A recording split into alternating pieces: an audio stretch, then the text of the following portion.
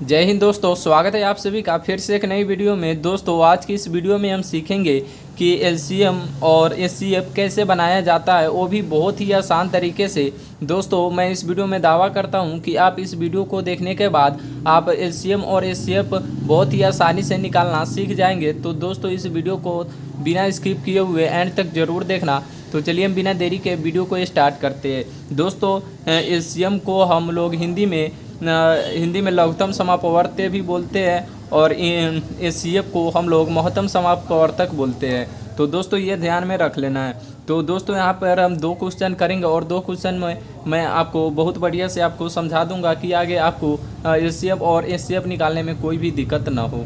तो दोस्तों पहला नंबर सवाल है 40, 48 और 18 का एलसीएम निकालना है।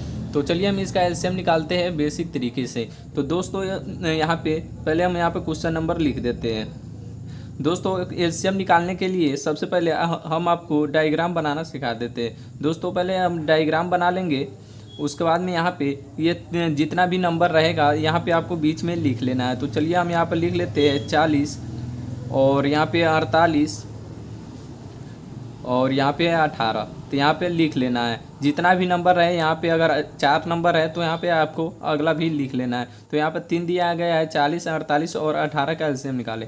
तो यहाँ पे 40, 48 और 18 हमने लिख लिया है। तो चलिए अब हम इसका एलसीएम निकालते हैं। दोस्तों एलसीएम निकालने के लिए हम सबसे छोटी संख्या से इसमें भाग देते हैं। छोटी संख्या कहने का मतलब 2 से हम इसमें भाग देते हैं। सबसे पहले हम 2 से देखते हैं, अगर 2 से लगता है तो 2 से लगाते हैं, अगर 2 से नहीं लगता है तो यहाँ पे हम 3 से लगाएंगे। तो यहाँ पे 2 से लगने वाला है तो चलिए हम यहाँ पे 2 से लगा लेते हैं।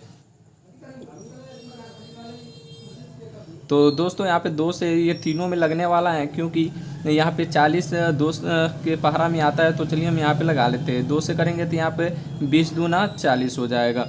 उसके बाद में यहाँ पे 24 दूना 48 हो जाएगा। उसके बाद में 9 दूना 18 हो जाएगा। तो चलिए अब फिर से हम यहाँ पे अगला लगा लेते हैं। अगला में भी 2 से लगेगा। दोस्तों यहाँ पे जब तक एक भी संख्या में अगर 2 से लगेगा तो आपको लगाते जाना है जब तक वो 2 से नहीं कटने वाला हो तब तक। तो चलिए हम यहाँ से फिर से 2 से लगा लेते हैं। यहाँ पे 2 से लगाएंगे तो यहाँ पे 10 दूना 20 हो जाएगा। उसके बाद में यहाँ पे 12 दूना 24 हो जाएगा। और यहाँ पे 9 नहीं कटने वाला है तो हम 9 को जैसे के तैसे यहाँ पे लिख देंगे। उसके बाद में फिर से हम अगला स्टेप करेंगे। तो यहाँ पे फिर से हम 2 से लगाएंगे, क्योंकि 10 और 12 भी कटने वाला है।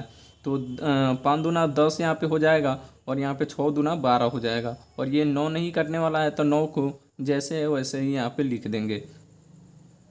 उसके बाद में यहाँ पे फिर से लगाएंगे। यहाँ पे 2 से अभी 1 में लगने वाला है। दोस्तों अगर 1 में भी अगर 2 से लगता है तो यहाँ पे लगाते जाना है। तो यहाँ पे लगने वाला है तो चलिए हम लगा लेते हैं। यहाँ पे 5 नहीं कटने वाला है तो यहाँ पे 5 को जैसे के तैसे यहाँ पे लिख लेंगे। उसके बाद में यहाँ पे 6 कटने वाला है, 3 दूना 6 हो जाएगा। उसके बाद 9 नहीं कटने वाला है तो इसको जैसे के तैसे यहाँ पे लिख देंगे। अब दोस्तों यहाँ पे अब 2 से नहीं कटने वाला है, क्योंकि 5 2 के 12 में नहीं आता और ना ही 3 आता है और ना ही 9 2 के 12 में आता है। तो अब हम ये 2 से 12 कौन सा संख्या है, तो यहाँ पे 3 है। तो अब हम इसमें 3 से लगा कर देखेंगे। तो दोस्तों यहाँ पे 3 से 1 कटने वाला है और ये 9 भी 3 के पहरा में आता है। तो चलिए अब हम 3 से लगा लेते हैं। उसके बाद में यहाँ पे 5 3 से नहीं कटने वाला है तो जैसे के तैसे लिख देंगे। और यहाँ पे 3 एकम 3 हो जाएगा, यानी कि एक बार में ये कट जाएगा। उसके बाद में 9 3 3 9 हो जाएगा, यानी कि 3 बार में कट जाएगा। और यहाँ पर फिर से हम 3 से लगाएंगे, क्योंकि एक 3 से कटने वाला है। तो चलिए हम यहाँ पे 5 नहीं कटने वाला है तो 5 को जैसे के तैसे लिख देंगे और 1 को यहाँ पे लिख देंगे। और यहाँ पे 3 एकम 3 यहाँ पे हो जाएगा, यानी कि एक बार में ये कट जाएगा। और हम इसको फिर से यहाँ पे अब 3 से नहीं कटने वाला है और 4 से भी नहीं कटने वाला है तो यहाँ पे हम 5 से लगाएंगे, क्योंकि 5 से एक बार कटने वाला है। तो चलिए हम 5 से लगाते हैं तो 5 एकम 5 हो जाएगा और यहाँ पे 1 जैसे के तैसे यहाँ पे हो जाएगा। दोस्तों जब तक 1 1 ना हो जाए तब तक आपको भाग लगाते रहना है। तो चलिए अब यहाँ पर आप देख सकते हो सारे के सारे 1 1 हो चुके हैं। तो उसके बाद में अब ये सभी को गुना कर लेना है। तो चलिए हम यहाँ पे लिखते हैं 1 2 3 4, 4 को 2 है तो चलिए हम यहाँ पे गुना कर लेते हैं। 1 गुने 2 गुने 3 गुने 4, 1 2 3 4, 4 को 2 यहाँ पर था, 4 को 2 हम यहाँ पे गुना कर लिए। उसके बाद में 1 2 2 को 3 है तो यहाँ पे लिख लेना है।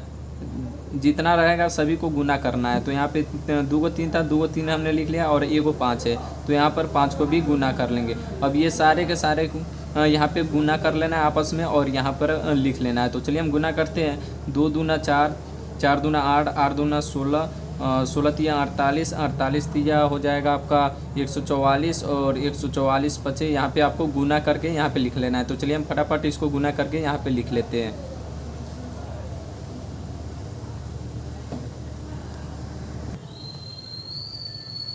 तो दोस्तों यहाँ पे हम गुना किए तो यहाँ पे 720 टोटल आ रहा है। तो दोस्तों यही आपका एलसीएम हो जाएगा। तो दोस्तों यहाँ पे ये सभी को गुना करने के बाद जो भी संख्या यहाँ पे आएगा ना वो आपका एलसीएम हो जाएगा। तो यहाँ पे आपका 720 यहाँ पे एलसीएम हो गया। तो चलिए अब हम यहाँ पे सेकंड नंबर क्वेश्चन को सॉल्व करते हैं एचसीएफ को।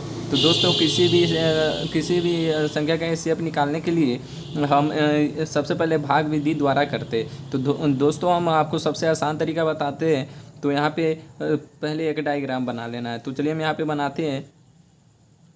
और दोस्तों यहाँ पर जो भी संख्या छोटा रहेगा उसको हम बाहर लिखेंगे। तो यहाँ पे आप देख सकते हैं 40 और 95 में छोटा 40 है, तो हम 40 को बाहर लिखेंगे और 95 को अंदर लिखेंगे, ताकि हम छोटे वाले संख्या से बड़े वाली संख्या में हम भाग लगा सकते हैं।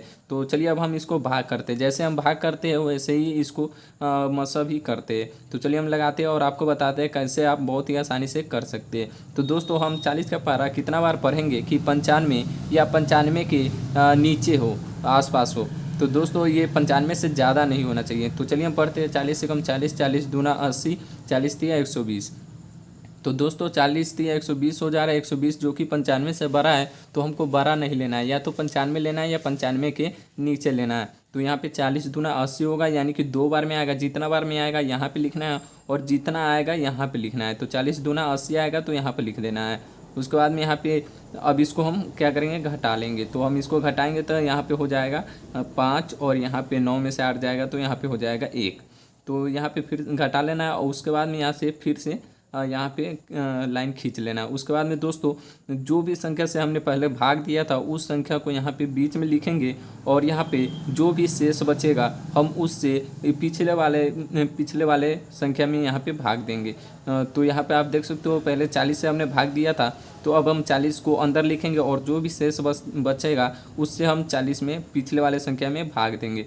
तो चलिए अब हम इसके फिर से पारा पढ़ते हैं। 15 का पारा कितना बार पढ़ेंगे कि यहाँ पे 40 या 40 से नीचे हो, ज़्यादा नहीं होना चाहिए। तो चलिए हम पढ़ते हैं 15 का 15, 15 दूना 30, 15 तिया 45, 45 40 से बड़ा हो जा रहा है तो हमको 45 नहीं लेना है, 15 दूना 30, 30 ही लेना है। तो यहाँ पे 2 बार में आ रहा है तो 2 यहाँ लिखेंगे और यहाँ पे 30 आ रहा है तो यहाँ पे अंदर लिखेंगे। उसके बाद में यहाँ पे फिर से हम इसको क्या करेंगे, घटा लेंगे। तो इसको हम घटाएंगे तो यहाँ पे हो जाएगा 10। उसके बाद फिर से यहाँ पे लाइन खींच लेना है। दोस्तों जब तक ये पूरा का पूरा कट नहीं जाता तब तक आपको भाग करते रहना है, यही है मौसा का नियम है। तो चलिए हम यहाँ पे फिर से पिछले वाले संख्या को यहाँ पे बीच में अंदर लिख देंगे और ये जो शेष बचा है उससे हम फिर से यहाँ पे भाग देंगे। तो अब यहाँ पे 10 का पारा कितना बार पढ़ेंगे कि 15 या 15 से कम हो। तो यहाँ पर 10 से कम 10 एक बार में ही होगा, क्योंकि 10 दूना 20 हो जाएगा जो कि 15 से ज़्यादा हो जाएगा। तो हमको ज़्यादा नहीं लेना है, तो एक बार में आएगा तो यहाँ पे 10 से कम 10 हो जाएगा। उसके बाद में फिर से यहाँ पे इसको हम क्या करेंगे, घटा लेंगे। तो यहाँ पर 15 में से 10 जाएगा तो यहाँ पे 5 बचेगा। तो उसके बाद फिर से हम इसको पिछले वाले संख्या को अंदर लिख लेंगे, यानी कि 10 को हम अंदर लिखेंगे और जो भी शेष बचा है उससे हम फिर से पिछले वाले संख्या में भाग देंगे। तो यहाँ पे 5 दूना 10 हो जाएगा। तो दोस्तों यहाँ पर 2 मरते आया, तो दोस्तों यहाँ पे पूरा का पूरा क्या होगा, कट जाएगा। तो दोस्तों यहाँ पे हम जिस भी संख्या से लास्ट में भाग देंगे और उस संख्या यहाँ पे पूरा का पूरा कट जाएगा तो हम उसी संख्या को यहाँ पे एचसीएफ कहते हैं, यानी कि यहाँ पे एचसीएफ बराबर हो जाएगा यहाँ पे 5। यही आपका राइट आंसर हो जाएगा। दोस्तों जो भी संख्या से हम लास्ट में भाग देंगे और वो संख्या पूरी की पूरी कट जाए तो उसी संख्या को हम लोग यहाँ पे एचसीएफ कहते हैं। तो दोस्तों इस तरह से करके आप एलसीएम और एचसीएफ बहुत ही आसानी से निकाल सकते हैं।